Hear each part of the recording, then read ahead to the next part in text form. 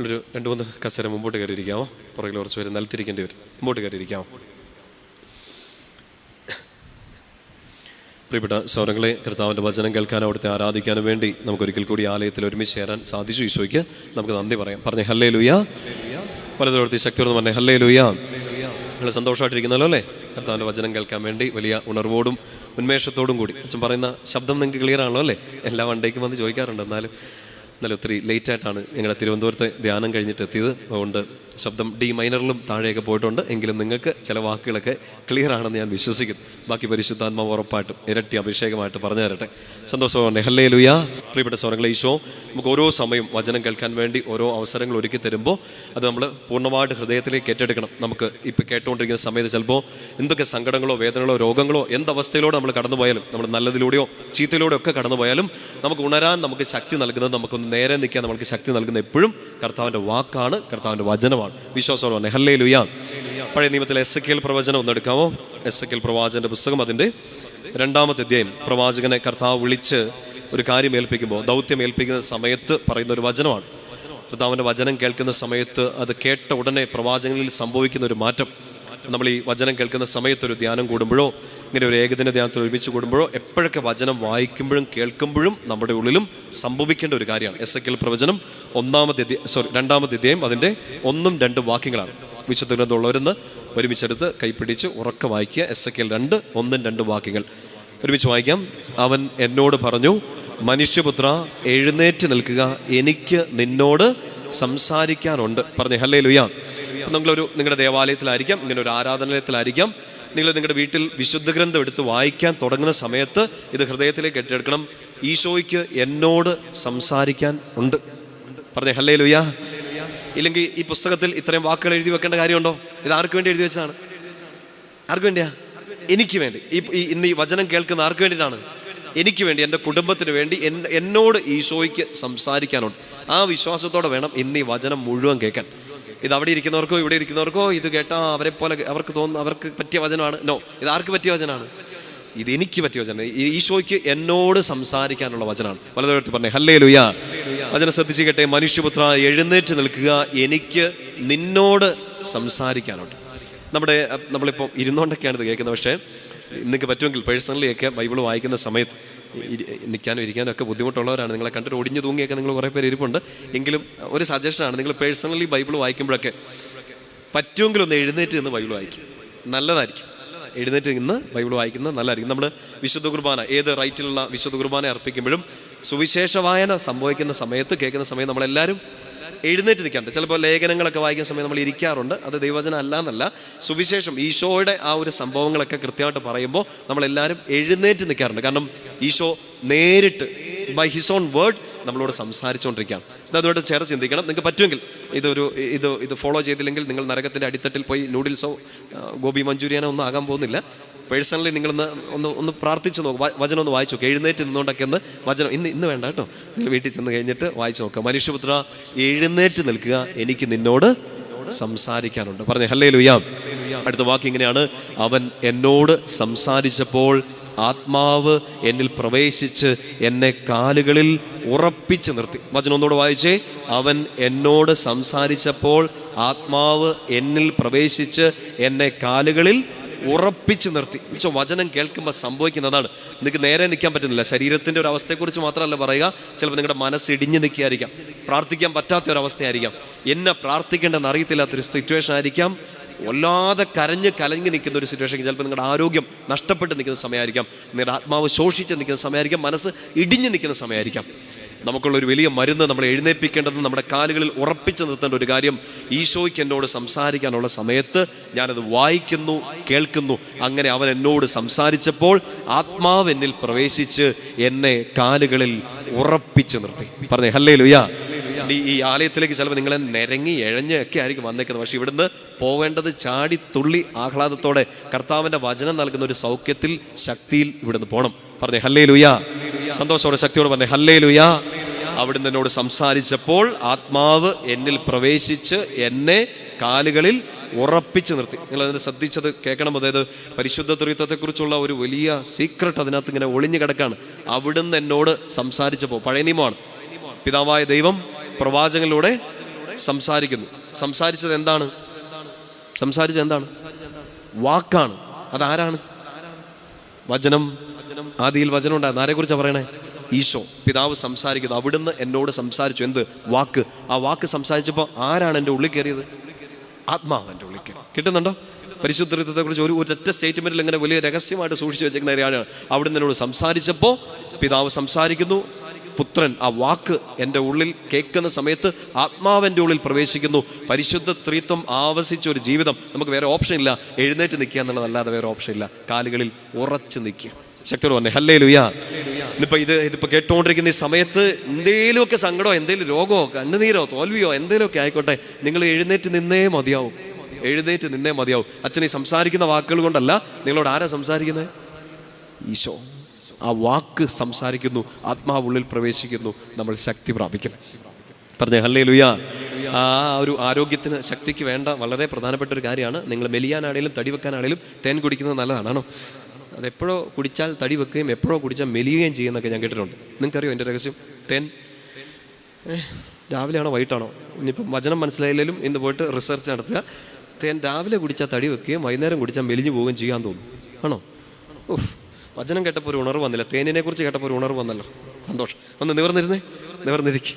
നിങ്ങളിങ്ങനെ കാണുന്നതൊക്കെ എനിക്ക് വലിയ സന്തോഷമാണ്. പക്ഷെ നിവർന്നിരിക്കുന്ന കാണുന്നത് എനിക്ക് വലിയ സന്തോഷം. ശക്തിയോട് പറഞ്ഞേ ഹല്ലേലൂയ. ഇത് ഈ പ്രവാചകനെ ഇങ്ങനെ എഴുന്നേപ്പിച്ച് നിർത്തിയിട്ട് കർത്താവ് ചുമ്മാ വിടുകയല്ല.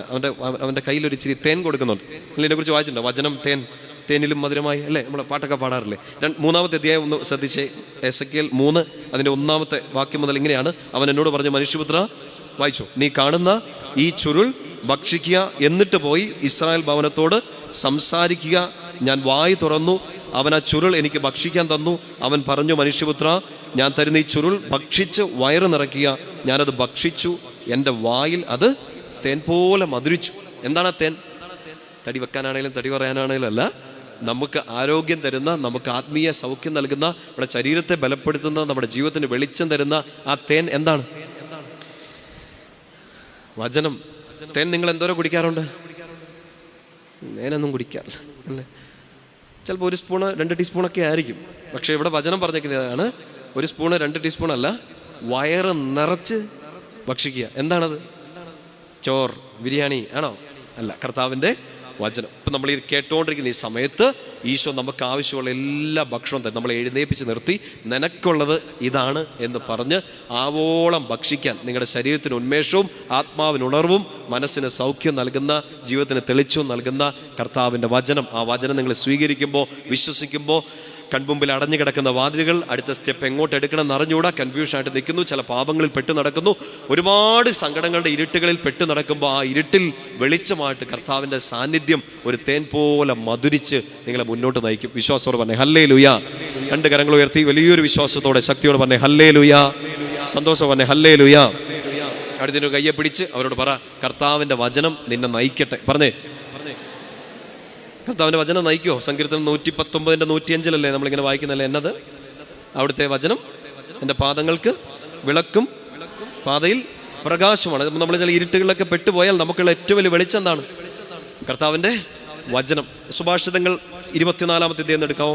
ഈ തേനിനെ കുറിച്ച് ഒരു കുഞ്ഞു സൂചന അവിടെ ഉണ്ട്. ആ തേൻ നമ്മൾ സ്വീകരിക്കുമ്പോൾ, വചനം സ്വീകരിക്കുമ്പോൾ നമ്മുടെ ജീവിതത്തിൽ കിട്ടുന്നൊരു ക്ലാരിറ്റി, കർത്താവിൻ്റെ ഹിതമൊക്കെ അറിയാൻ പറ്റുന്നതിനെ കുറിച്ചൊക്കെ ഒരു സൂചനയാണ്. സുഭാഷിതങ്ങൾ 24-ാമത്തെ അധ്യായം അതിൻ്റെ 13 മുതലുള്ള വാക്യങ്ങളാണ്. ബൈബിൾ ഇങ്ങനെ നടുക്കുന്നങ്ങ് മറിച്ചാൽ ഒന്നുകിൽ സങ്കീർത്തനം ഇല്ലെങ്കിൽ സുഭാഷിതം കിട്ടും. ഇത് രണ്ടും കിട്ടിയില്ലെങ്കിൽ അങ്ങോട്ടും ഇങ്ങോട്ടൊക്കെ മറിച്ച് നോക്കുക, അവിടെ ഉണ്ട്. നിങ്ങൾ എടുത്ത് പരിചയമില്ലാത്തതുകൊണ്ടാണ്. എന്തായാലും ഏകദിനത്തിന് വരുന്ന എല്ലാവരും നന്നായിട്ട് ബൈബിൾ എടുക്കുന്നുണ്ട്. എനിക്ക് നിങ്ങളെ ഓർത്ത് അഭിമാനം തോന്നുന്നു. സുഭാഷിതങ്ങളുടെ പുസ്തകം 24-ാമത്തെ അധ്യായം അതിൻ്റെ 13 14 വാക്യങ്ങളാണ്. ഒരുമിച്ച് വായിക്കാം. മകനെ, തേൻ കുടിക്കുക, അത് നല്ലതാണ്. എന്തിനെ കുറിച്ചാണ് പറയണേ? വചനത്തെക്കുറിച്ചാണ്. അടുത്ത വാക്യം ശ്രദ്ധിച്ചേ. തേൻ തുള്ളികൾ നാവിന് ആസ്വാദ്യമാണ്, നിന്റെ ആത്മാവിന് ജ്ഞാനവും അതുപോലെയാണെന്ന് അറിയുക. അത് നേടിയാൽ നിനക്ക് നല്ല ഭാവി ഉണ്ടാകും, നിന്റെ പ്രതീക്ഷയ്ക്ക് ഭംഗം നേരിടുകയില്ല. തേൻ കുടിക്കുമ്പോഴാണോ?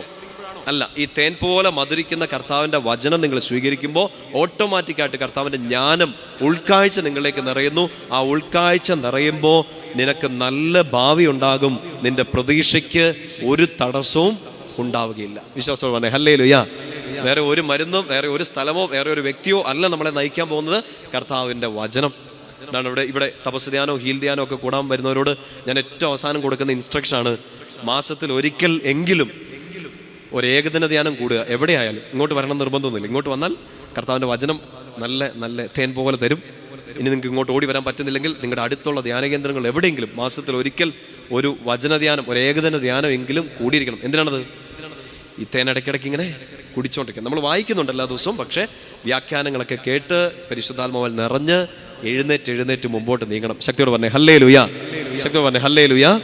നമ്മൾ കഴിഞ്ഞ ഏകദിനത്തിൽ വന്നവർ ഓർക്കുന്നുണ്ടോ? നമ്മളിങ്ങനെ ജനുവരി മാസം മുതലേക്ക് ഇങ്ങനെ പൗലോസ്ലീഹയെക്കുറിച്ച് കൂടുതൽ ചിന്തിച്ച് പൗലോസ്ലീഹയുടെ കണ്ണിക്കൂടെ ഈശോയെ കാണാൻ വേണ്ടി ഇങ്ങനെ പരിശ്രമിച്ചുകൊണ്ടിരിക്കുകയാണ്.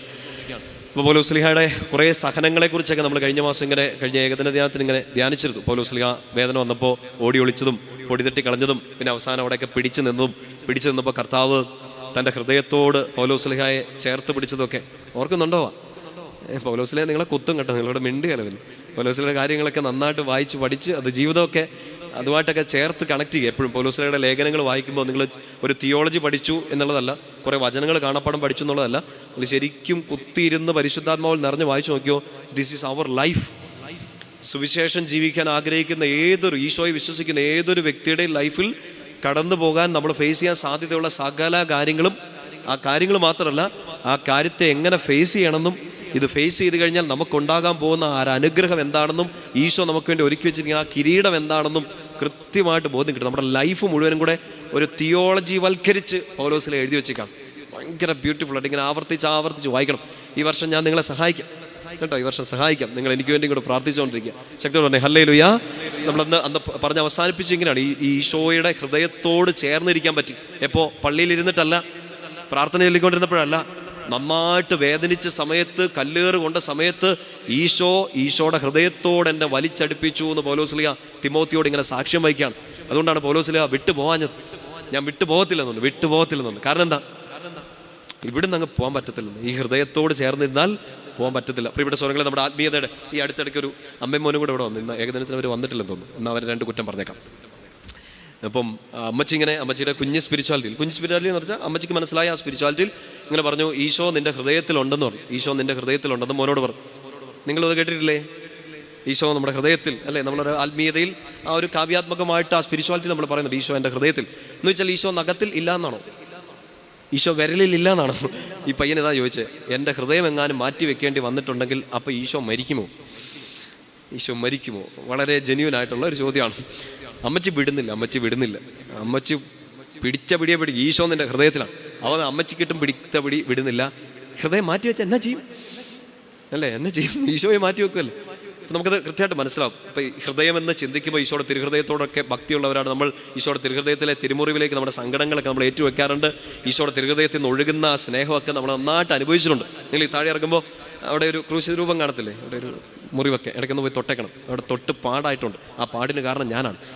ഏറ്റവും കൂടുതൽ ഞാനാണ് പോയി തൊട്ടിട്ടുള്ളതെന്ന് തോന്നുന്നു. ഇപ്പോൾ ഈശോയുടെ തിരുഹൃദയത്തോട് നമുക്ക് ആ ഒരു സ്നേഹം, ഒരു ആദരവ്, ഒരു ഭക്തിയൊക്കെ ഭയങ്കര ഒത്തിരിയായിട്ട് നമുക്കുണ്ട്.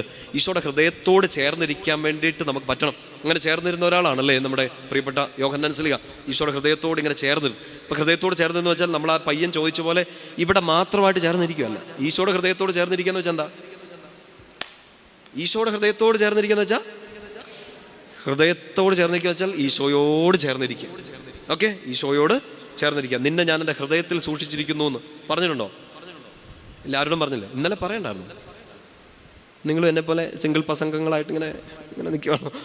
ഇന്നലെയെങ്കിലും പറയണ്ടായിരുന്നു, നിന്നെ ഞാൻ എൻ്റെ ഹൃദയത്തിൻ്റെ ആഴങ്ങളിൽ സൂക്ഷിച്ച് വെച്ചിട്ടുണ്ടെന്ന്. ആരോടും പറഞ്ഞില്ലേ? സാരമില്ല. കഴിഞ്ഞ കൊല്ലം പറഞ്ഞവരൊക്കെ ഇപ്പോൾ ഉണ്ടോ കൂടെ? തമ്പുരാൻ അറിയാം. പോട്ടെ, നിങ്ങൾക്ക് നല്ലത് മാത്രം വരട്ടെ, അവർക്ക് നല്ലത് മാത്രം വരട്ടെ. നമുക്ക് ഈശോയുടെ ഹൃദയത്തിലേക്ക് വരാം. ഈശോയുടെ ഹൃദയത്തോട് ചേർന്നിരിക്കുന്ന വെച്ചാൽ ഈ ഒരു സ്പെഷ്യൽ ഓർഗനിലേക്ക് ചേർന്നിരിക്കുക എന്നുള്ളതല്ല, ടോട്ടലി ഈശോയോട് ചേർന്നിരിക്കുക. അപ്പോൾ യോഹന്നാൻ സ്ലീഹ ഇങ്ങനെ ഈശോയുടെ ഹൃദയത്തോട് ചേർന്നിരുന്നു എന്ന് പറഞ്ഞാൽ ചുമ്മാ ഇങ്ങനെ അവിടെ മാത്രം ഇങ്ങനെ ചെവി വെച്ചിരിക്കുകയല്ല, ഈശോയോട് ചേർന്ന്.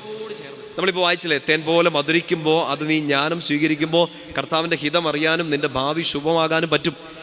ഇതൊരു വലിയ ആത്മീയ രഹസ്യമായിട്ട് ഏറ്റെടുക്കണം. നിങ്ങൾ നിങ്ങളുടെ ജീവിതത്തെക്കുറിച്ചുള്ള ചില സ്വപ്നങ്ങൾ കാണുമ്പോൾ അടുത്തൊരു സ്റ്റെപ്പ് എന്തെടുക്കണം, ഇത് കർത്താവിൻ്റെ ഹിതമാണോ എന്നൊക്കെ അറിയാൻ വേണ്ടി ഒത്തിരി പെടാപ്പാട് പരിശ്രമിക്കുമ്പോൾ നിങ്ങൾ ചെയ്യേണ്ട വലിയൊരു കാര്യമാണ്, ഈശോയുടെ ഹൃദയത്തോട് ചേർന്നിരിക്കുന്നവന് ഈശോയുടെ ഹൃദയ രഹസ്യങ്ങൾ മനസ്സിലാക്കാൻ പറ്റും.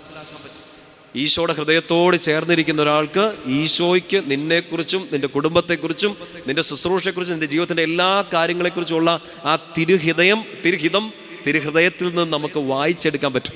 പറഞ്ഞേ ഹല്ലേലൂയ. അല്ലത് തെറ്റിദ്ധരിക്കരുത്. ആദ്യത്തെ മാർപ്പാപ്പായ്ക്ക് പോലും പിടികിട്ടാത്തൊരു കാര്യം ഹൃദയത്തോട് ചേർന്നിരുന്ന ഒരാൾക്കാണ് പിടികിട്ടിയത്. ആരാണ് ആദ്യത്തെ മാർപ്പാപ്പ? പത്രോസ്ലീഹായ്ക്ക് മനസ്സിലായില്ല. യോഹന്നാനോട് ചോദിച്ചു, എന്നെ ഈ പറയുന്നതെന്ന്, ആരെക്കുറിച്ചാണ് ഈ പറയുന്നതെന്ന് ചോദിക്കാൻ പറഞ്ഞു യോഹന്നാനോട്. അന്ത്യത്താഴവേളയിൽ ഓർക്കുന്നില്ലേ? പത്രോസ് ആംഗ്യം കാണിച്ച് യോഹന്നാനോട് ചോദിച്ചു. ബാക്കി 10 പേരോടല്ല ചോദിച്ചേ, ഹൃദയത്തോട് ചേർന്നിരുന്ന ഒരാളാണ് ചോദിച്ചത്. ഹൃദയത്തോട് ചേർന്നിരിക്കുന്ന ഒരാൾക്കേ ആ ഹൃദയത്തിലുള്ള തിരുഹിതം മനസ്സിലാവുള്ളൂ. ഇപ്പം നമുക്ക് ആ പയ്യനോട് ചേർന്ന് ചിന്തിക്കാം, ഈശോയുടെ ഹൃദയം എനിക്ക് കാണാൻ പറ്റുന്നില്ലല്ലോ. പക്ഷേ ഈശോയുടെ ഹൃദയം കീറി മുറിക്കപ്പെട്ട് തന്നതാണ് കൂദാശകൾ, വിശുദ്ധ കുർബാന. നിങ്ങൾ ആരാധനയ്ക്കിരിക്കുമ്പോൾ അവിടുന്ന് ഒഴുകുന്ന ആ സ്നേഹം മുഴുവൻ നിങ്ങൾ അനുഭവിച്ചറിയാൻ ശ്രമിച്ചാൽ, ഈശോയുടെ സ്നേഹം മുഴുവൻ എഴുതി വെച്ചിരിക്കുന്ന വിശുദ്ധകളിൽ നിന്ന് എടുത്ത് വായിച്ചാൽ അവിടുത്തെ ഹിതം അറിയാൻ നമുക്ക് പറ്റും. ജ്ഞാനം തെളിയും. പറഞ്ഞേ ഹല്ലേലൂയാ. ശക്തിയോട് പറഞ്ഞേ ഹല്ലേലൂയാ. മറ്റൊന്നിലേക്കും മറ്റ് സ്ഥലങ്ങളിലേക്കോ മറ്റ് വ്യക്തികളിലേക്കോ ഒക്കെ ഓടുന്നതിനേക്കാൾ അപ്പുറമായിട്ട് എന്നെക്കുറിച്ചുള്ള എൻ്റെ ദൈവഹിതം അറിയാൻ എനിക്ക് പറ്റുന്നത് എൻ്റെ ഈശോയുടെ ഹൃദയത്തോട് ഞാൻ ചേർന്നിരിക്കുമ്പോഴാണ്. ശക്തിയോട് പറഞ്ഞേ ഹല്ലേലൂയാ. ചേർന്നിരിക്കാമോ? ഇന്നിപ്പോൾ നിങ്ങൾ ഈ കുറച്ച് മണിക്കൂർ, കുറച്ച് സമയമൊക്കെ ഈശോയുടെ വചനം കേൾക്കാൻ വേണ്ടി ഇരിക്കുന്ന സമയം പോലും എവിടെ ഇരിക്കണേ? ഗുഡ് ന്യൂസ് ധ്യാന കേന്ദ്രത്തിൽ ആണോ? അച്ഛനെ കേട്ടോണ്ട് ആണോ? അല്ല, ഇത് യു ബിലീവ് ദിസ്. നിങ്ങൾ ഏതൊരു സമയവും വചനം കേൾക്കുന്ന സമയം, വിശുദ്ധ കുർബാന അർപ്പിക്കുന്ന സമയം, കൂദാശകൾ സ്വീകരിക്കുന്ന സമയം ഈശോയുടെ ഹൃദയത്തോട് നിങ്ങൾ ചേർന്നിരിക്കുകയാണ്. അതുകൊണ്ടാണ് നിങ്ങളിങ്ങനെ ഇത്ര ഉഷാറായിട്ടിരിക്കുന്നത്. ഇപ്പം പറഞ്ഞ ഒരു കാര്യം ഓർക്കണം, ഹൃദയത്തോട് ചേർന്നിരിക്കുമ്പോൾ ആ ഹൃദയത്തിലുള്ള ആ രഹസ്യങ്ങൾ നമുക്ക് തിരിച്ചറിയാൻ പറ്റും. ഇപ്പം നമ്മുടെ പൗലോസ്ലീഹയെ കുറിച്ചൊക്കെ ചിന്തിച്ചുകൊണ്ടിരിക്കുകയാണ്. പൗലോസ്ലീഹ തൻ്റെ ആദ്യത്തെ വലിയ പ്രസംഗത്തിൽ, ബൈബിൾ രേഖപ്പെടുത്തിയിരിക്കുന്ന ആദ്യത്തെ വലിയ പ്രസംഗത്തിൽ, അപ്പോസ്തല പ്രവർത്തനം 13-ാമത്തെ അധ്യായത്തിൽ ഇങ്ങനെ വലിയൊരു പ്രസംഗം നടത്തുന്നുണ്ട്. ആ പ്രസംഗം നടത്തുമ്പോഴാണ് നമ്മൾ കഴിഞ്ഞ മാസം ഇങ്ങനെ ചിന്തിച്ചായിരുന്നു. ആ പ്രസംഗത്തിനൊടുക്കമാണ് ആൾക്കാരൊക്കെ വന്നുകൂടി പൗലോസ്ലീഹയെ ഒത്തിരി പ്രോത്സാഹിപ്പിക്കുകയൊക്കെ ചെയ്തു. ആ പ്രസംഗത്തിനിടയ്ക്ക് പൗലോസ്ലീഹ ഇങ്ങനെ ദാവീദിനെ കുറിച്ച് പറയുന്നുണ്ട്. ദാവീദിനെ കുറിച്ച് പറയുന്നതാണ് പഴയ നിയമത്തിലെ ഒരു സൂചന എടുത്തുകൊണ്ടാണ്, സാമുവേൽ പ്രവാചകന്റെ പുസ്തകത്തിൽ എടുത്തുകൊണ്ടാണ് പൗലോസ്ലീഹ പറയുക, കർത്താവിൻ്റെ ഹൃദയത്തിന് ഇണങ്ങിയ മനുഷ്യൻ. അപ്പോസ്തല പ്രവർത്തനം 13 ഒന്ന് എടുക്കാമോ? വചനം ഒന്ന് എടുക്കുന്ന നല്ലതാണ്. അപ്പോസ്തല പ്രവർത്തനം 13-ാമത്തെ അധ്യായം. അത് ദാവീദിനെ കുറിച്ച് മാത്രമല്ല, നമ്മളെക്കുറിച്ചുമുള്ള ഒരു അഡ്രസ്സ് അതായിരിക്കണം. നിങ്ങൾ സ്വർഗത്തിൽ പേരെഴുതപ്പെടുമ്പോൾ ആ പേരെഴുതുന്നതിൻ്റെ കൂടെ നിങ്ങളുടെ അഡ്രസ്സ്, നിങ്ങളുടെ വീട്ടുപേരോ നിങ്ങളുടെ സ്റ്റാറ്റസോ നിങ്ങൾ നേടിയെടുത്ത ഡിഗ്രികളോ ആയിരിക്കരുത്. ഇതായിരിക്കണം നമ്മുടെ എല്ലാവരുടെയും അഡ്രസ്സ്. കർത്താവിൻ്റെ ഹൃദയത്തോട് ചേർന്നിരിക്കുന്നവൻ. അപ്പോസ്തല പ്രവർത്തനം 13-ാമത്തെ അധ്യായം അതിൻ്റെ 22-ാമത്തെ വാക്യമാണ്. എടുത്ത് ഉറക്കെ ഒന്ന് വായിക്കാമോ? അനന്തരം അവനെ നീക്കം ചെയ്തിട്ട് ദാവീദിനെ അവരുടെ രാജാവായി അവിടുന്ന് ഉയർത്തി, അവനെക്കുറിച്ച് അവിടുന്ന് ഇപ്രകാരം സാക്ഷ്യപ്പെടുത്തിയിരിക്കുന്നു. ഉറക്കെ വായിച്ചോ. ജസ്സയുടെ പുത്രനായ ദാവീദിൽ എൻ്റെ ഹൃദയത്തിന് ഇണങ്ങിയ ഒരു മനുഷ്യനെ ഞാൻ കണ്ടെത്തിയിരിക്കുന്നു, അവൻ എൻ്റെ ഹിതം നിറവേറ്റും. സോ ദാവീദിനെ കുറിച്ചുള്ള അഡ്രസ്സ് പൗലോസ്ലീഹ പ്രത്യേകിച്ച് എടുത്തു പറയാണ്. കർത്താവിൻ്റെ ഹൃദയത്തോട് ചേർന്നിരുന്നവൻ. അതിൻ്റെ മറ്റൊരു ഒരു പ്രയോഗമാണ് കർത്താവിൻ്റെ ഹൃദയത്തിന് ഇണങ്ങിയവൻ. ഇംഗ്ലീഷ് ബൈബിൾ നമ്മളിങ്ങനെ വായിക്കാം, മാൻ ആഫ്റ്റർ ഹിസ് ഓൺ ഹാർട്ട്. കർത്താവിൻ്റെ ഹൃദയത്തിൻ്റെ ചേർന്ന് അതിൻ്റെ പുറകെ അതിൻ്റെ കൂടെ നിന്ന ഒരാൾ ദാവീദ്. അയാൾ കർത്താവിൻ്റെ ഹൃദയത്തോട് ചേർന്നിരുന്നു. എന്ന് വെച്ചാൽ കർത്താവിൻ്റെ ഹിതം നിറവേറ്റാൻ വേണ്ടി അയാൾ കർത്താവിനോട് ചേർന്നിരുന്നു. ഇപ്പം നമ്മുടെ ജീവിതത്തെക്കുറിച്ചൊക്കെ ഇപ്പം കുഞ്ഞുങ്ങളെയൊക്കെ യുവജനങ്ങളെയൊക്കെ ധ്യാനിപ്പിക്കുന്ന സമയത്ത് ഇപ്പം ചില സമയത്തൊക്കെ ഞാനത് കുറച്ചു എന്നാലും എന്താണെന്നറിയത്തില്ല, കുറച്ച് കുറയ്ക്കാൻ തോന്നുന്നത് എനിക്ക് യുവജനങ്ങൾക്കുള്ള ധ്യാനം സ്പെഷ്യലായിട്ട്. അതെന്താണ് അതിൻ്റെ എന്നറിയത്തില്ല, ഒരു സൂചന കിട്ടിയിട്ടുണ്ട്. അപ്പോൾ എന്തെങ്കിലും ആട്ടെ, ഈശോയുടെ ഇഷ്ടം മാത്രം നടക്കട്ടെ. ഇപ്പോൾ പിള്ളേർക്ക് ഇങ്ങനെ വന്ന് ചോദിക്കാറുണ്ട് ഈ ഹിതം, അതായത് മുമ്പോട്ടുള്ളത് എന്താണ്, അടുത്തത് എന്താണ്, അപ്പൂനെ വേണോ അമ്മൂനെ വേണോ എന്നൊക്കെ തീരുമാനിക്കാനുള്ള സമയമായി എന്നൊക്കെ പറയുമ്പോൾ മുമ്പേ പറഞ്ഞ പോലെ ഈശോയുടെ ഹൃദയത്തോട് ചേർന്നിരുന്നാൽ അച്ഛൻ പറഞ്ഞു തരാതെ ആരും പറഞ്ഞു തരാതെ നിങ്ങളെക്കുറിച്ചുള്ള കർത്താവിൻ്റെ പദ്ധതി കൃത്യമായിട്ട് വെളിപ്പെടും. നമുക്കിത് കിട്ടാത്ത എന്തുകൊണ്ടാണ്? നമ്മളിങ്ങനെ ചേർന്ന് ഇരിക്കാത്തതുകൊണ്ടാണ്. ദാവീദിനെ കുറിച്ച് പറയാണ്, അവൻ കർത്താവിൻ്റെ ഹിതം നിറവേറ്റി, കർത്താവിൻ്റെ ഇഷ്ടം നടത്തി. അതിന് കാരണം എന്താണ്? ആ ഇഷ്ടം അവൻ അറിയാൻ പറ്റി. എങ്ങനെ? ഹൃദയത്തോട് ചേർന്നിരുന്നു, കർത്താവിൻ്റെ ഹൃദയത്തോട് ഇണങ്ങി നിന്നു. ഇപ്പം നമ്മൾ ഈ ക്രൈസ്തവ സഭയുടെ ഭാഗമായി നിൽക്കുന്നു, കൂദാശകളൊക്കെ സ്വീകരിക്കുന്നു. പ്രിയപ്പെട്ട സ്വരങ്ങളെ, ഇന്ന് ഈ കാലഘട്ടത്തിൽ നമുക്ക് ഏറ്റവും കൂടുതൽ, ഒരുപക്ഷെ നമ്മളത്ര ശ്രദ്ധ കൊടുക്കാതെ ബൈപ്പാസ് ചെയ്ത് വിടുന്ന ഒരു കാര്യമാണ് ഈ കൂദാശകൾ. നമ്മൾ ഏറ്റവും കൂടുതൽ സ്വീകരിക്കുന്ന 2 കൂദാശകൾ ഏതൊക്കെയാണ്? എത്ര കൂദാശയുണ്ട്? 7. ഏറ്റവും കൂടുതൽ നമ്മൾ ഒരു ക്രൈസ്തവൻ സ്വീകരിക്കുന്ന കൂദാശ ഏതൊക്കെയാണ്?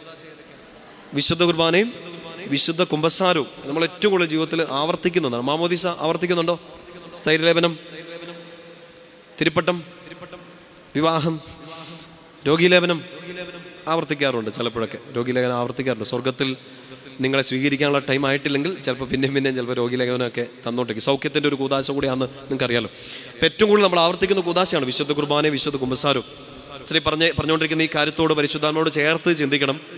നമുക്കിന്ന് ഈശോയുടെ ഹൃദയത്തോട് ചേർന്നിരിക്കാനുള്ള ഏറ്റവും നല്ല വഴി ഏതാണെന്നറിയോ?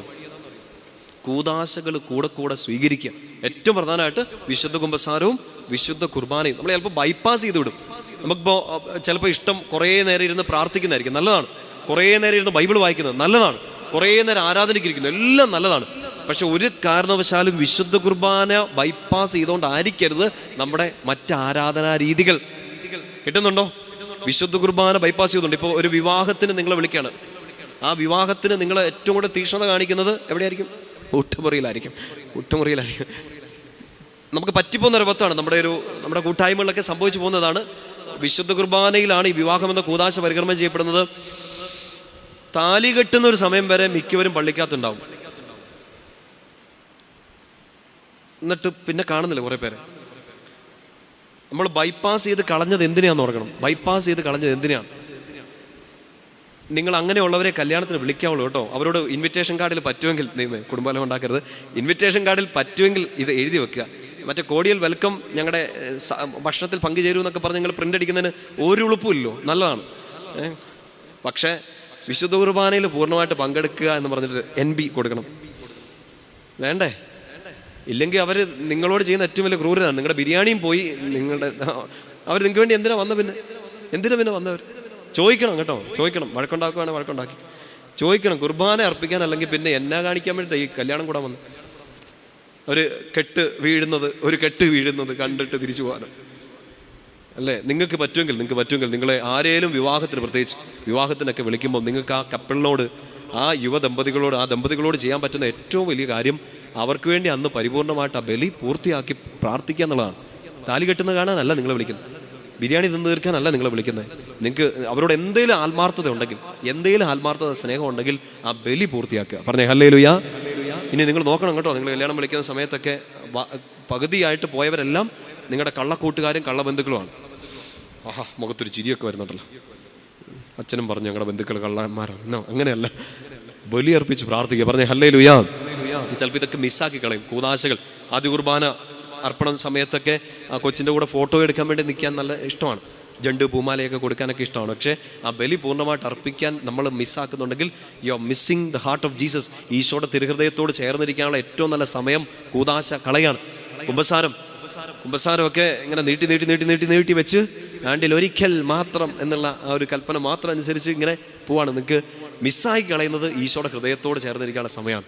പറഞ്ഞേ ഹല്ലേലൂയ. ശക്തി പറഞ്ഞേ ഹല്ലേലൂയ. ഇവിടെ വിശുദ്ധ ആംബ്രോസ് കേട്ടിട്ടുണ്ടോ? മിലാനിലെ മെത്രാൻ, അത് വലിയൊരു തിയോളജിയനാണ്. വിശുദ്ധ ആംബ്രോസിനെ ഓർത്തിരിക്കേണ്ടത് വിശുദ്ധ അഗസ്തീനോസിനോട് ചേർത്താണ്. വിശുദ്ധ അഗസ്തീനോസിനെ അറിയോ? ഇച്ചിരി തല്ലിപ്പൊളിയൊക്കെ ആയിട്ടൊക്കെ നടന്നു. അമ്മ മോണിക്കയുടെ പ്രാർത്ഥന കാരണം നല്ല വിശുദ്ധനായി, അമ്മയും മകനും വിശുദ്ധരായി. ഈ അഗസ്തീനോസോണിയാളിനെ മാനസാന്തരപ്പെടുത്താൻ വേണ്ടി വലിയൊരു പങ്ക് വഹിച്ച ഒരാളാണ് വിശുദ്ധ അംബ്രോസ്. വലിയൊരു തിയോളജിയാണ് അദ്ദേഹം. ഇങ്ങനെ ഈശോയുടെ ഹൃദയത്തെക്കുറിച്ച് ഇങ്ങനെ പറയുന്നതാണ്. നല്ല ശ്രദ്ധയോടെ ഇരിക്കണം. ഇച്ചിരി തിയോളജി നിങ്ങൾക്ക് മനസ്സിലാവുന്ന രീതിയിൽ സിമ്പിളായിട്ട് പറഞ്ഞുതരാം. ഈ പഴയ നിയമത്തിൽ ഇങ്ങനെ വായിക്കുന്നുണ്ട്, മനുഷ്യൻ്റെ സൃഷ്ടിയെക്കുറിച്ച് വായിക്കുമ്പോൾ നല്ല ശ്രദ്ധയോടെ ഇരിക്കണേ. മനുഷ്യൻ്റെ സൃഷ്ടിയെക്കുറിച്ച് വായിക്കുമ്പോൾ നമ്മളിങ്ങനെ വായിക്കും, ആദം ഉറങ്ങുമ്പോൾ ആദത്തിൻ്റെ ആ ഗാഠനിദ്രയിൽ, ആദം ഒന്നും അറിയാതെ കിടന്നുറങ്ങുന്ന ഒരു സമയത്ത്, ഒന്നും അറിയാതെ കിടന്നുറങ്ങുന്ന ഒരു മരിച്ച പോലെ, നമ്മൾ പറയില്ലേ ചത്ത പോലെ ഉറങ്ങിപ്പോയി, അത്ര ഡീപ്പ് സ്ലീപ്പിൻ്റെ ഇടയ്ക്ക് ആണ് നമ്മളിങ്ങനെ ഉൽപ്പത്തി പുസ്തകത്തിൽ വായിക്കുക. ആദാമിൻ്റെ വാരിയലിൽ നിന്ന്, ആദമിൻ്റെ ഒരു സൈഡിൽ നിന്ന്, വാരിയലിനേക്കാൾ കൂടുതൽ നമുക്ക് ഉപയോഗിക്കാൻ പറ്റുന്നൊരു പ്രയോഗം ഇതാണ്. ആദത്തിൻ്റെ സൈഡിൽ നിന്ന്, ആദത്തിൻ്റെ വശത്ത് നിന്ന് ആരുണ്ടായി? ഹവ്വായെ സൃഷ്ടിച്ചു. ഹവ്വ സകല ജനത്തിൻ്റെയും അമ്മയായിരുന്നു. നമ്മൾ വായിക്കുന്നുണ്ട്, എല്ലാ മനുഷ്യരുടെയും അമ്മയായിരുന്നു. ആദം ഗാഠനിദ്രയിലായിരിക്കുമ്പോൾ ആദത്തിൻ്റെ സൈഡിൽ നിന്ന് പുറത്തേക്ക് വന്ന എല്ലാവരുടെയും അമ്മ. വിശുദ്ധ അംബ്രോസ് ഇതിനെ ഇങ്ങനെ ഈശോയുടെ ഹൃദയത്തോട് ചേർത്ത് ചിന്തിക്കുന്ന ഇങ്ങനെയാണ്. കുരിശിൽ ഈശോ കിടക്കാണ്. യോഹന്നാന്റെ സുവിശേഷം 19-ാമത്തെ അധ്യായത്തിന്റെ 32 മുതലുള്ള വാക്യങ്ങൾ കാണും. ഈശോ മരിച്ചു, അത് ഉറപ്പുവരുത്താൻ വേണ്ടി ഒരാൾ കുന്തം കൊണ്ട് കുത്തി. അപ്പോൾ അവിടെ നിന്ന് രക്തവും വെള്ളവും ഒഴുകി. എന്ന് വെച്ചാൽ ഈശോയുടെ സ്നേഹത്തിന്റെ ഏറ്റവും എക്സ്ട്രീം ഒരു എക്സ്പ്രഷൻ. നമ്മളത് പിന്നീട് വ്യാഖ്യാനങ്ങളെ വായിക്കുന്നുണ്ട്, അത് കൂദാശകളായിരുന്നു എന്ന്. അതെവിടുന്നാ വന്നത്? ഈശോയുടെ സൈഡിൽ നിന്ന്. ഉത്തരം പറ. ഈശോയുടെ വശത്ത് നിന്ന്, ആദത്തിന്റെ വശത്ത് നിന്ന് ഒരമ്മ, സകല ജനതകൾക്ക് വേണ്ടിയുള്ള ഒരു അമ്മ പുറത്തു വന്ന പോലെ ആദം ഗാഢനിദ്രയിലാണ്, ഈശോയും ഗാഢനിദ്രയിലാണ്. എന്താ അത്? മരണപ്പെട്ട് നിൽക്കുകയാണ്. മാനുഷികമായ രീതിയിൽ ചിന്തിച്ചാൽ മരണപ്പെട്ട് നിൽക്കുകയാണ്. ഉറക്കമുണർത്താൻ ഒന്ന പോലെ, കാവ്യാത്മകമായിട്ട് ചിന്തിച്ചാൽ ഉറക്കമുണർത്താൻ എന്ന പോലെ ഇവന് ജീവനുണ്ടോ എന്ന് അറിയാൻ വേണ്ടി ഒരാൾ കുന്തം കൊണ്ട് കൊത്തുന്നു, ജീവനില്ല, മരിച്ചു. ഗാഢനിദ്രയിൽ, ആ ഗാഢനിദ്രയിലായിരിക്കുന്ന പുതിയ ആദത്തിന്റെ സൈഡിൽ നിന്ന് എന്താണ് പുറത്തോട്ട് വരുന്നത്? കൂദാശകൾ പുറത്തോട്ട് വരികയാണ്. കൂദാശകളെക്കാൾ അപ്പുറമായിട്ട് വിശുദ്ധ അംബ്രോസ് ഇതിനോട് ചേർത്ത് മറ്റൊരു വ്യാഖ്യാനം തരുന്നുണ്ട്. അവിടെ നിന്നാണ് സഭ പൊട്ടിപ്പുറപ്പെട്ടത്. സഭയെക്കുറിച്ച് നമ്മൾ പറയുന്ന മറ്റൊരു പ്രയോഗമാണ് സഭാ മാതാവ്. സകല ദൈവജനത്തിന്റെയും അമ്മയായ സഭ. പറഞ്ഞേ ഹല്ലേലൂയ. ആ സഭയെ നമ്മൾ അമ്മ എന്ന് വിളിക്കുന്നു, സ്ത്രീ എന്ന് വിളിക്കുന്നു. ഈശോയുടെ സൈഡിൽ നിന്ന് പുറത്തേക്ക് വന്ന സ്നേഹമാണ് സഭ. പറഞ്ഞേ ഹല്ലേലൂയ. നമ്മൾ ശരിക്കും സഭാമക്കൾ എന്ന് പറയുമ്പോൾ ആ അമ്മയുടെ മക്കൾ എവിടെ നിന്ന് വന്നു? ഈശോയുടെ സൈഡിൽ നിന്ന്. പഴയ ആദത്തെയും പുതിയ ആദത്തെയും പിടികിട്ടിയോ? ഇനി പിടികിട്ടിയില്ലെങ്കിൽ പിന്നീട് ഇത് യൂട്യൂബിൽ വരുമ്പോൾ ഇത് മാത്രം എടുത്ത് കേട്ട് പഠിക്കുക, ഇതിനെക്കുറിച്ച് വായിക്കുക. സഭ അമ്മ എന്നുള്ളൊരു ചിന്ത. ഇതിപ്പോൾ എങ്ങോട്ടാണ് പോകുന്നതെന്ന് എനിക്ക് പിടികിട്ടുന്നില്ല. പരിശുദ്ധാത്മാവ് നയിക്കട്ടെ. പലതരത്തിൽ എന്ന് പറഞ്ഞേ ഹല്ലേലൂയ. ശക്തർ പറഞ്ഞേ ഹല്ലേലൂയ. ആ അമ്മ തരുന്ന മരുന്നുകളാണ് എന്ത്? കൂദാശകൾ. നമ്മൾ പറഞ്ഞ ഈശോയുടെ ഹൃദയത്തോട് നമുക്ക് ഏറ്റവും ചേർന്നിരിക്കാൻ പറ്റുന്ന സമയമാണ് നമ്മുടെ കൂദാശകൾ. 7 കൂദാശകളുണ്ടെന്ന് നമുക്കറിയാം. നിങ്ങൾ ഇതിനെ ഒന്ന് ചിന്തിച്ച്. ഞങ്ങളുടെ വടവാതൂർ പൗരസ്ത്യ വിദ്യാപീഠം വലിയൊരു ഇൻസ്റ്റിറ്റ്യൂട്ടാണ്. അവിടെ ഞങ്ങൾ പഠിപ്പിച്ചിരുന്ന ഒരു അച്ഛനുണ്ട്, ഫാദർ റോയ് കടുപ്പിൽ. അച്ഛനാണ് പറഞ്ഞതെന്നാണ് എൻ്റെ ഓർമ്മ. അച്ഛനാണ് പറഞ്ഞത്. അതായത് കൂദാശകളെ കുറിച്ച് അച്ഛൻ പറഞ്ഞൊരു കാര്യം ഇതാണ്: സഭ അമ്മയാണെങ്കിൽ അമ്മ തരുന്ന ഭക്ഷണമാണ് എന്ത്? കൂദാശകൾ. അമ്മ തരുന്ന മരുന്നാണ് കൂദാശകൾ. അമ്മ തരുന്ന സ്നേഹമാണ് കൂദാശകൾ. അച്ഛൻ പറഞ്ഞൊരു കാര്യം നന്നാണ് ശ്രദ്ധിച്ചിരിക്കും. എനിക്കത് അച്ഛനത് ആദ്യം പറഞ്ഞ സമയത്ത് എനിക്കൊന്ന് അവിടുത്തെ ഒരു മരത്തിൻ്റെ ചോട്ടിൽ നിന്നാണ് അച്ഛൻ പറഞ്ഞത്. അവിടെ നിന്ന് കരഞ്ഞു ഞങ്ങൾ 2-3 അച്ഛന്മാർ. കാരണം നിങ്ങൾക്ക് കരച്ചിൽ വരുമെന്ന് എനിക്ക് അറിഞ്ഞൂടെ. എനിക്ക് നമ്മൾ കൂദാശകൾ എപ്പോഴും പരികർമ്മം ചെയ്തുകൊണ്ടിരിക്കുന്നതുകൊണ്ട് അതിൻ്റെ സ്നേഹവും അതിൻ്റെ ചൂടും ഒക്കെ നന്നായിട്ട് അറിയാവുന്നതുകൊണ്ടാണ്. ഇപ്പോൾ അച്ഛൻ പറഞ്ഞതാണ്, ഒരു കുഞ്ഞിനെ ജന്മം കൊടുക്കുന്നത് ഒരു സ്ത്രീ, ഒരമ്മയാണ്. അങ്ങനെയെങ്കിൽ സഭയിലൊരു കുഞ്ഞ് ജനിക്കുന്ന കൂദാശ ഏതാണ്? മാമോദീസാണ്. അമ്മ, സഭയാകുന്ന അമ്മ ഒരു കുഞ്ഞിനെ, ക്രിസ്ത്യാനിയായിട്ടൊരു കുഞ്ഞിനെ പ്രസവിക്കുന്ന സമയമാണ് ഏത് കൂദാശ? മാമോദീസ. ഈ കൊച്ചിനെ പിന്നീട് നടത്തുന്നത് ഒരുപക്ഷെ അപ്പനേക്കാൾ ഏറ്റവും കൂടുതൽ ഇത് ചേർന്നിരിക്കുന്ന ആരോടായിരിക്കും? ഒരു കുഞ്ഞോ അമ്മയോടാണ്. അപ്പോൾ ആ കുഞ്ഞിനെ ഒന്ന് പിടിച്ചു നിർത്താനും ആ കുഞ്ഞിനെ ഉറപ്പിച്ചു നിർത്താനും ഒക്കെ ഏറ്റവും കൂടുതൽ ഈ മുലപ്പാൽ കൊടുത്തും അതിനെ ചേർത്ത് പിടിച്ചു ഉമ്മ വെച്ചും അതിനെ പൊതിഞ്ഞു പിടിച്ചു ഏറ്റവും കൂടുതൽ സമയം സ്പെൻഡ് ചെയ്ത് അതിനെ ഒന്ന് സ്ഥിരപ്പെടുത്തുന്നതും ആരാണ്? അമ്മയാണ്. ആ സ്ഥിരപ്പെടുത്തുന്ന കൂദാശയാണ് എന്ത്? സ്ഥൈര്യ ലേപനം. ഈ കുഞ്ഞിന് മുന്നോട്ടുള്ള യാത്രയ്ക്ക് ആവശ്യമായതെല്ലാം ചെറുപ്പം മുതലേ ഇതിനൊരുക്കി കൊടുക്കുന്നത് ആരാണ്? അമ്മയാണ്. സ്ഥൈര്യലേപനം എന്ന കൂദാശയിൽ പരിശുദ്ധാത്മാവിൻ്റെ വരദാനങ്ങളൊക്കെ പറഞ്ഞു കൊടുത്ത് അത് സ്വീകരിക്കാൻ ഈ കുഞ്ഞിനെ ഒരുക്കി അതിൻ്റെ മേൽ ഒന്ന് ഉറപ്പിച്ച് സ്ഥിരപ്പെടുത്തി അതിനെ ഒന്ന് മിടുക്കിയാക്കി മാറ്റുന്നത് അമ്മയാണ്. 2ാമത്തെ കൂദാശ. 3ാമത്തെ കൂദാശയെക്കുറിച്ച് ഇങ്ങനെയാണ്. അതായത് ഈ കുഞ്ഞിന് മുലപ്പാൽ മാത്രം പോരാ, കട്ടിയുള്ള ഭക്ഷണം കൂടെ വേണം, അല്ലേ? ആത്മീയമായിട്ട് കട്ടിയുള്ള ഏറ്റവും നല്ല ഭക്ഷണം ഏതാണ്? വിശുദ്ധ കുർബാന, ഈശോയുടെ ശരീരം രക്തവും. 3ാമത്തെ കൂദാശ. അതും ആരാ കൊടുക്കുന്നത്? അമ്മയാണ് കൊടുക്കുന്നത്. അമ്മയാണ് വാരി കൊടുക്കുന്നത്, സഭയാകുന്ന അമ്മ. ഈ കുഞ്ഞ് വളർന്ന് വലുതായി മുമ്പോട്ട് പോകുമ്പോൾ അമ്മയുടെ കൺവെട്ടത്ത് നിൽക്കണം എന്നില്ല. ചിലപ്പോൾ അമ്മ നോക്കിയാലും ഈ കൊച്ചു വീഴാൻ സാധ്യതയുണ്ട്. നല്ല വഴിയാണെന്ന് കരുതി പോകുന്നിടത്തും ഈ കൊച്ചു തട്ടി മറിഞ്ഞ് വീഴാം. ആ കൊച്ചിൻ്റെ ദേഹത്ത് ചെളി ഉണ്ടാകാം, മുറിവുകൾ ഉണ്ടാകാം. ആ ചെളി കഴുകിക്കളഞ്ഞ് മുറിവുകൾ വെച്ച് കെട്ടി ആ അമ്മയാണ് ഈ കുഞ്ഞിനെ ഒന്ന് സൗഖ്യപ്പെടുത്തി കുളിപ്പിച്ച് മിടുക്കിയാക്കി എടുക്കുന്നത്. ആ കൂദാശയാണ് ഏത്? കുംഭസാരം. വീണ്ടും കിടക്കുന്ന ഈ കുഞ്ഞിനെ കഴുകി ശുദ്ധീകരിച്ചെടുക്കുന്ന കൂദാശയാണ് കുംഭസാരത്തിൻ്റെ സമയം. പറഞ്ഞേ ഹല്ലേലൂയ. ഇനി നിങ്ങൾ ശ്രദ്ധിച്ചു, നിങ്ങൾ ഫാമിലി ഒക്കെ ഉള്ളതുകൊണ്ട്, നിങ്ങൾക്ക് കുടുംബജീവിതമൊക്കെ നയിക്കുന്നവരാണ് കൂടുതൽ പേരും. നിങ്ങൾക്കറിയാം, ഒരു കുഞ്ഞ് വളർന്ന് വലുതായാൽ ആ കുഞ്ഞിൻ്റെ ഭാവിയെക്കുറിച്ച് അപ്പനും അമ്മയും ചിന്തിക്കും. ശരിയാണോ? അപ്പനും അമ്മയും ചിന്തിക്കും. പക്ഷെ യൂഷ്വലി അപ്പനേക്കാൾ കൂടുതൽ അമ്മയായിരിക്കാം പറയാൻ സാധ്യത. കൊച്ചിന് പ്രായമായി, കല്യാണമൊക്കെ കഴിപ്പിക്കണ്ടേ, ഇല്ലെങ്കിൽ അതിൻ്റെ ലൈഫിനി എങ്ങോട്ട് പോകണം, കൂടുതലും പറയാൻ സാധ്യത അമ്മയാണ്.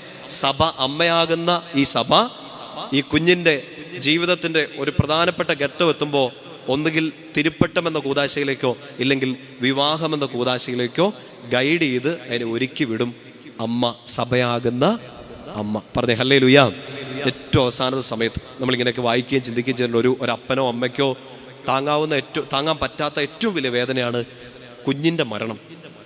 അവർ ജീവിച്ചിരിക്കുമ്പോൾ തന്നെ അവരുടെ മക്കൾ മരിക്കുന്നത് കാണേണ്ടി വരുന്നതാണ് ഒരമ്മയ്ക്കും അപ്പനും ഉള്ള ഏറ്റവും വലിയ സഹനം. കൊച്ചു വഴിതെറ്റിപ്പോവായിരിക്കും, കൊച്ചു തല്ലിപ്പൊളിത്തരം കാണിക്കുമായിരിക്കും, അതൊക്കെ അതിനൊക്കെ ഒന്ന് ഓവർകം ചെയ്യും. പക്ഷേ മാതാപിതാക്കൾ ജീവിച്ചിരിക്കുമ്പോൾ തന്നെ മക്കൾ മരിച്ചു പോകുന്നു എന്നുള്ളതാണ് ആ അപ്പനും അമ്മയ്ക്കും താങ്ങാൻ പറ്റാത്ത ഏറ്റവും വലിയ സഹനം. ഇതിനെക്കുറിച്ച് ഇങ്ങനെ പറഞ്ഞു തരികയാണ്. ആ സമയത്ത് പോലും രോഗീലേപനം എന്ന അവസാനത്തെ കൂദാശ, ആ സമയത്ത് പോലും ആരാണ് കൂടെയുള്ളത്? അമ്മ. അപ്പൻ പോലും ഇല്ലാത്തൊരു സമയത്തും ആര് കൂടെ ഉണ്ടാവുന്നു? അമ്മ. സഭ കൂടെ ഉണ്ടാവും. പറഞ്ഞേ ഹല്ലേലൂയ. എൻ്റെ കരങ്ങൾ ഉയർത്തി ശക്തിയോട് പറഞ്ഞേ ഹല്ലേലൂയ. ആ സഭയുടെ ഭാഗമാണ് നമ്മൾ. ഈശോയുടെ തിരുഹൃദയത്തോട് ചേർന്നിരിക്കാൻ പറ്റുന്ന, ആ ഹൃദയത്തിൽ ഇണങ്ങി ജീവിക്കാൻ പറ്റുന്നതിന് നമ്മളെ സഹായിക്കുന്ന ഏറ്റവും വലിയ കാര്യങ്ങളാണ് ഈ കൂദാശകൾ. ശക്തിയോട് പറഞ്ഞേ ഹല്ലേലൂയ. സന്തോഷം പറഞ്ഞേ ഹല്ലേലൂയ. ഇതൊന്ന് മനസ്സിലാക്കി എടുക്കണം കേട്ടോ, ഹൃദയത്തിൽ സൂക്ഷിക്കണം. നമ്മൾ ചിലപ്പോൾ ഒരു വിശുദ്ധ കുർബാന മിസ്സാക്കുമ്പോൾ, ഈ കുമ്പസാരം മുടക്കുമ്പോൾ, ഇതൊന്നും വലിയ കാര്യമില്ലെന്നൊക്കെ പറഞ്ഞ് നമ്മൾ ഒഴിവാക്കുമ്പോൾ നമുക്ക് ശരിക്കും നഷ്ടപ്പെട്ടു പോകുന്നത് ഈശോയുടെ തിരുഹൃദയത്തിൻ്റെ ചൂടാണ്. എന്നിട്ട് കുർബാനയ്ക്ക് വരാതെ, കുമ്പസാരിക്കാതെ എന്നെക്കുറിച്ചുള്ള കർത്താവിൻ്റെ ഹിതം ഒന്ന് ഡീം ഡീം ഡീം. എങ്ങനെ അറിയാനാ? ബലിയർപ്പിച്ച് പ്രാർത്ഥിക്കുക, വിശുദ്ധ കുർബാനയിൽ പങ്കെടുക്കുക, ആരാധനയ്ക്ക് ഇരിക്കുക, വചനം വായിക്കുക, കൂടെ കുമ്പസാരിക്കുക. കർത്താവ് കൃത്യമായിട്ട് ഗൈഡൻസ് നിങ്ങൾക്ക് തരും. പറഞ്ഞേ ഹല്ലേലൂയ. ഇപ്പൊ ദാവീദിനെ കുറിച്ച് പറഞ്ഞൊരു കാര്യമാണ് നമ്മൾ ഈ ചിന്തിച്ചുകൊണ്ടിരിക്കുന്നത്. കർത്താവിൻ്റെ ഹൃദയത്തിന് ഇണങ്ങിയ മനുഷ്യൻ, അവന് കർത്താവിൻ്റെ ഹിതം നിറവേറ്റാൻ വേണ്ടി പറ്റി. വിശുദ്ധ അംബ്രോസ് പറഞ്ഞു തന്ന കാര്യം പിടികിട്ടിയോ? പഴയ ആദം, പുതിയ ആദം, സഭ നമുക്ക് നൽകുന്ന 7 കൂദാശകൾ. ആ കൂദാശയിലൂടെ ഒരമ്മയുടെ സ്നേഹം, കരുതൽ എല്ലാം നമ്മൾ അറിയുന്നു. അൾട്ടിമേറ്റ്ലി ഈശോയുടെ ഹൃദയത്തോട് നമ്മൾ ചേർന്നിരിക്കുന്നു. ഇപ്പം നമ്മൾ കഴിഞ്ഞ പ്രാവശ്യം ചിന്തിച്ച പോലെ ഈ സഹനങ്ങളുടെ സമയത്ത് ഈശോയുടെ ഹൃദയത്തിലോട് ചേർന്നിരിക്കുന്നു. നിങ്ങൾക്ക് സഹനങ്ങൾ വരാൻ വേണ്ടി നിങ്ങൾ കാത്തിരിക്കരുത്. ഈശോയുടെ ഹൃദയത്തോട് എപ്പോഴും ചേർന്നിരുന്നാൽ നാളെ ഒരു സഹനം വന്നാലും അതിനെ പെട്ടെന്ന് തന്നെ അതിജീവിക്കാനുള്ള ശക്തി കൂടി ആ ഹൃദയത്തിൽ നിന്ന് നിങ്ങൾക്ക് കിട്ടും. ഞാൻ 2 or 3 ഏകദിന ധ്യാനങ്ങൾക്ക് ആവർത്തിച്ച് പറഞ്ഞിട്ടുള്ളൊരു കാര്യമാണ് വിശുദ്ധ ഫൗസ്റ്റീനാമ്മയുടെ. റിപ്പീറ്റ് ചെയ്യുമ്പോൾ നിങ്ങളുടെ ഹൃദയത്തിലോട്ട് ഒന്നുകൂടെ കയറണമേ എന്ന് ആഗ്രഹിച്ചുകൊണ്ടാണ്. ഈ ഫൗസ്റ്റീനാമ്മ പറഞ്ഞിട്ടുണ്ട്, എൻ്റെ ഹൃദയത്തിൻ്റെ ഏറ്റവും വലിയ ആകുലതകൾ ഞാൻ കൊണ്ട് ഇറക്കി വെക്കുന്നത് ഈശോയുടെ തിരുഹൃദയത്തിലെ തിരുമുറിവിലാണ്. എൻ്റെ ഏറ്റവും വലിയ ആകുലത, എൻ്റെ ഏറ്റവും വലിയ ഉത്കണ്ഠ ഞാൻ കൊണ്ടേ ഇറക്കി വെക്കുന്നത് ഈശോയുടെ തിരുഹൃദയത്തിലെ തിരുമുറിവിൽ. ഫൗസ്റ്റീനാമ്മ പറയാണ്, അവിടെ കൊണ്ടേ വെച്ചാൽ അതിനൊരു ഉത്തരവുണ്ടെന്ന്. ഫൗസ്റ്റീനാമ്മ നമ്മളെ പോലെ തന്നെ പറയുന്നുണ്ട്, ഞാനത് അവിടെ കൊണ്ടേ ഏൽപ്പിച്ചാലും ചിലപ്പോൾ പിന്നെയും ടെൻഷൻ വരും, പിന്നെ സങ്കടം വരും. അങ്ങനെ സങ്കടം വരുമ്പോഴത്തേനും ഫൗസ്റ്റീനാമ്മ കരങ്ങൾ നെഞ്ചോട് ചേർത്ത് പിടിച്ചിട്ട് പറയും, അങ്ങേക്ക് എല്ലാം സാധ്യമാണ്, അങ്ങേക്ക് എല്ലാം സാധ്യമാണ്. എൻ്റെ പ്രിയപ്പെട്ട സ്വരങ്ങളിൽ ഇന്ന് ഈ വചനം കേട്ടുകൊണ്ടിരിക്കുന്ന നിങ്ങൾക്ക് നിങ്ങളുടെ ഹൃദയത്തെ കീറി മുറിക്കുന്ന ഒരു വേദനയോടുകൂടിയാണ് നിങ്ങൾ ഇരിക്കുന്നതെങ്കിൽ നിങ്ങൾക്ക് അത് എടുത്തു വെച്ച് കൊടുക്കാൻ പറ്റിയ ഏറ്റവും നല്ല സ്ഥലം ഈശോയുടെ തിരുഹൃദയത്തിലെ തിരുമുറിവിലേക്ക് കൊടുക്കുക. നിങ്ങളുടെ പരാജയങ്ങൾ, നിങ്ങളുടെ സങ്കടങ്ങൾ, നിങ്ങളുടെ കുടുംബത്തിലെ പ്രശ്നങ്ങൾ, നിങ്ങളുടെ ആരോഗ്യത്തിലെ ബുദ്ധിമുട്ടുകൾ നിങ്ങൾക്ക് മുമ്പോട്ട് വഴി തെളിയുന്നില്ലാതെ ഒരു കുറ്റാക്കുറ്റിരുട്ടിൽ നിങ്ങൾ പെട്ടു നിൽക്കുകയായിരിക്കും. ഈ ഇരുട്ടിങ്ങനെ പൊതിഞ്ഞു പിടിച്ച് നിങ്ങൾക്ക് ഒരു സ്റ്റെപ്പ് മുമ്പോട്ട് പോകാൻ പറ്റാത്ത അവസ്ഥയായിരിക്കും. എന്നെ ചെയ്യേണ്ടെന്ന് അറിയത്തില്ല, ഏത് പള്ളി പോകണം എന്നറിഞ്ഞുകൂടാ, എങ്ങനെ പ്രാർത്ഥിക്കണം എന്നറിഞ്ഞുകൂടാ. ഇത് ചുമ്മാ ഒരു കുഞ്ഞു വിശ്വാസത്തോടെങ്കിലും ഇന്നിത് ഈശോയുടെ തിരുഹൃദയത്തിലെ തിരുമുറിവിലേക്ക് വെച്ച് കൊടുക്ക്. ചിലപ്പോൾ ഇവിടെ നിന്ന് ഇറങ്ങുമ്പോൾ പിന്നെയും ടെൻഷൻ വരുമായിരിക്കും. അങ്ങനെ ടെൻഷൻ വന്ന ഇന്ന് ചെയ്യേണ്ട ഒരു കാര്യം, നിങ്ങൾ ഈ ദേവാലയത്തിൽ നിന്ന് പുറത്തിറങ്ങുമ്പോഴോ, നിങ്ങൾ ഇന്ന് വീട്ടിൽ ചെല്ലുമ്പോഴോ, ഇന്ന് ഈ വചനം എപ്പോഴെങ്കിലും പിന്നീട് എപ്പോഴെങ്കിലും ഈ വചനം ഈ വാക്യമൊക്കെ ഓർമ്മയിൽ വരുമ്പോൾ ടെൻഷൻ വരുന്നുണ്ടെങ്കിൽ അന്ന് അച്ഛൻ ഈ പറഞ്ഞ് ഓർത്തേക്കണം, ഫൗസ്റ്റീനാമ്മ പറഞ്ഞ് ഓർത്തേക്കണം, വലതുകരം നെഞ്ചോട് ചേർത്ത് പിടിച്ചിട്ട് പറഞ്ഞേക്കണം, അങ്ങേക്ക് എല്ലാം സാധ്യമാണ്. തോറ്റ് നിൽക്കുമ്പോൾ, പഞ്ചറായിട്ട് നിൽക്കുമ്പോൾ, ഒരു സമാധാനവും കിട്ടാത്തൊരു സമയത്ത്, കണ്ണുനീര് തോരാത്ത രാത്രികളിൽ നിങ്ങൾക്ക് ഈ ധൈര്യം ഉണ്ടായിരിക്കണം. ഈശോയുടെ ഹൃദയത്തോട് ചേർന്നിരിക്കുന്ന നിങ്ങൾക്ക് ഈ ധൈര്യം ഉണ്ടായിരിക്കണം. ഇത് പറയാൻ പറ്റണം. ഒരു പ്രതീക്ഷയില്ലാത്ത രാവുകളിൽ, പകലുകളിൽ ഈശോയെ അങ്ങേക്ക് എല്ലാം സാധ്യമാണ്. നിങ്ങളിത് വിശ്വസിക്കുന്നുണ്ടോ? പറഞ്ഞേ ഹല്ലേലൂയാ. ശക്തിയോടെ പറഞ്ഞേ ഹല്ലേലൂയാ. ചുറ്റും നിൽക്കുന്ന സകലരും പറയുമായിരിക്കും ഇത് നടക്കത്തില്ലെന്ന്. നിങ്ങൾക്കും തോന്നുന്നുണ്ടാവും ഇത് നടക്കില്ലെന്ന്. പക്ഷെ ഒരു പൊടി വിശ്വസിക്കാൻ പറ്റാത്ത ഒരു സ്ഥിതി വരുമ്പോഴും ഇത് പറഞ്ഞേക്കണം, അങ്ങേക്കെല്ലാം സാധ്യമാണ്. പറഞ്ഞേ ഹല്ലേലൂയാ. ശക്തിയോടെ പറഞ്ഞേ ഹല്ലേലൂയാ. വലത് കൈ തുറന്നു പിടിച്ചു, ആ വലത് കൈ നെഞ്ചോട് ചേർത്ത് പിടിച്ചു. പറ, എൻ്റെ ഈശോയ്ക്ക് എല്ലാം സാധ്യമാണ്. ഇച്ചിരി ആ വിശ്വാസമൊക്കെ ഉണ്ടോ? നടക്കുമോ ഇല്ലയോ എന്നൊക്കെയുള്ള ഇനി അങ്ങനെ ഉണ്ടെങ്കിലും കുഴപ്പമില്ല. നമ്മൾക്ക് സാധാരണ മനുഷ്യരല്ലേ, എല്ലാം അങ്ങ് വിശ്വസിക്കാൻ ചിലപ്പോൾ പറ്റില്ലായിരിക്കും സാഹചര്യങ്ങളൊക്കെ വെച്ചോണ്ട്. ആ കുഞ്ഞു വിശ്വാസത്തിൽ നിന്നോട്ട് നല്ല ഉറക്കെ പറ, അങ്ങേ എൻ്റെ ഈശോയ്ക്ക് എല്ലാം സാധ്യമാണ്. പറഞ്ഞേ ഹല്ലേലൂയാ. അടുത്തിരി കയ്യെപ്പിടി, 2 കൈയ്യാലും കൂടെ പിടിച്ചു, 2 കൈയ്യാലും കൂടെ പിടിച്ചു. അവരുടെ മുഖത്ത് നോക്കുമ്പോൾ അവർക്കൊരു വിശ്വാസം ഉള്ളതായിട്ടാണ് തോന്നുന്നത്, അതോ അത്ര വലിയ വിശ്വാസം ഇല്ല എന്നാണോ തോന്നുന്നത്? എന്നാണേലും കുഴപ്പമില്ല. പറ, എൻ്റെ ഈശോയ്ക്ക് എല്ലാം സാധ്യമാണ്. ഒന്നുകൂടെ പറഞ്ഞു, നിന്റെ ഈശോയ്ക്ക് എല്ലാം സാധ്യമാണ്. നല്ല ഉറക്കെ പറ, നമ്മുടെ ഈശോയ്ക്ക് എല്ലാം സാധ്യമാണ്. ആമേൻ.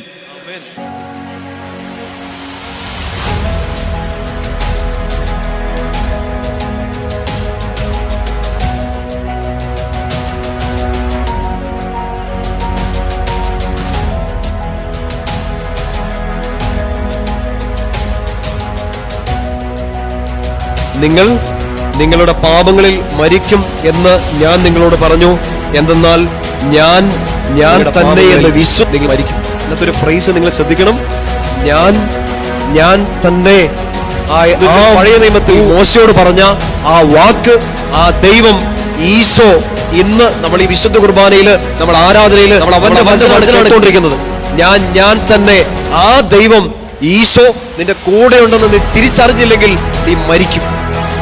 പാപങ്ങളിൽ മാത്രമല്ല, നിങ്ങളുടെ സങ്കടങ്ങളിൽ, നിങ്ങളുടെ പരാജയങ്ങളിൽ, നിങ്ങളുടെ കഴിഞ്ഞ കാലങ്ങളിൽ നിങ്ങൾ മരിക്കും.